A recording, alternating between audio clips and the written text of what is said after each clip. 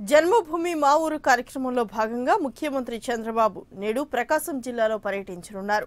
జిల్లాను పారిశ్రామికంగా అభివృద్ధి చేస్తామని మాట ఇచ్చిన ముఖ్యమంత్రి ప్రకాశం జిల్లా రామాయపట్నం వద్ద పోర్టు ఏర్పాటుకు శంకుస్థాపన చేయనున్నారు. అలాగే దేశంలోనే తొలిసారిగా కాగితపు గుజ్జు పరిశ్రమకు కూడా ముఖ్యమంత్రి భూమి పూజ చేయనున్నారు.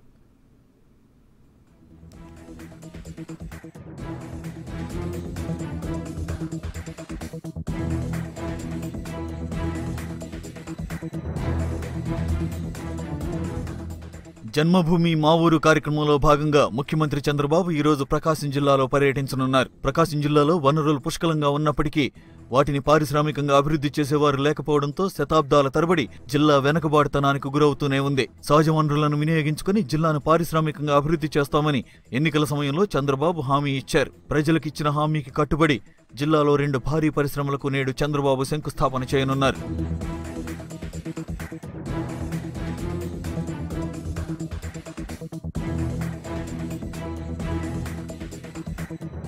ప్రకాశం జిల్లాలోని ఉలవపాడు మండలం రామాయపట్నం వద్ద పోర్టు నిర్మాణానికి చంద్రబాబు శంకుస్థాపన చేయనున్నారు. అలాగే దాదాపు 27,000 కోట్ల రూపాయలతో ఏర్పాటు చేయనున్న కాగితపు గుజ్జు పరిశ్రమకు ముఖ్యమంత్రి భూమి పూజ చేయనున్నారు. దేశంలోనే తొలిసారి ఏర్పాటు చేయనున్న కాగితపు గుజ్జు పరిశ్రమకు సంబంధించిన ఆసియా పల్ప్ పేపర్ సంస్థతో ప్రజల సమక్షంలో ఒప్పందం చేసుకోనున్నారు. అలాగే ఏపీ మ్యారిటైమ్ ఇన్ఫ్రాస్ట్రక్చర్ సంస్థ ఆధ్వర్యంలో 5,000 కోట్ల రూపాయలతో రామాయపట్నం వద్ద పోర్టు నిర్మించనున్నారు.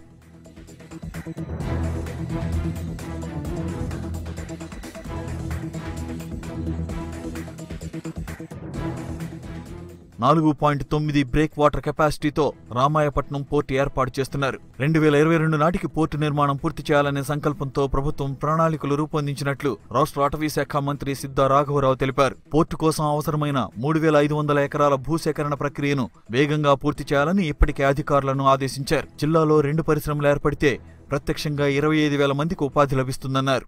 పేపర్ మిల్లు కానీ పోర్టు కానీ దగ్గర రమారమి ఒక 20,000 మందికి రేపు ఎంప్లాయ్మెంట్ ప్రాబ్లం ఇవ్వబడుతున్నాం. అదేవిధంగా ఇండైరెక్ట్గా వేలాది మందికి అక్కడ ఉద్యోగ అవకాశాలు ఉంటాయి. దీనివల్ల జిల్లా బ్రహ్మాండమైన ర్యాపిడ్గా ప్రోగ్రెస్ అయ్యే అవకాశాలు ఉంటాయి. జన్మభూమి మా ఊరు కార్యక్రమంలో భాగంగా రావూరులో ఏర్పాటు చేసిన గ్రామ సభలో చంద్రబాబు పాల్గొంటారు. ముఖ్యమంత్రి పర్యటన దృష్ట్యా అధికారులు భారీ ఏర్పాట్లు చేశారు. సీఎం సభకు దాదాపు 20,000 మంది హాజరయ్యేలా టీడీపీ నేతలు ఏర్పాట్లు చేశారు.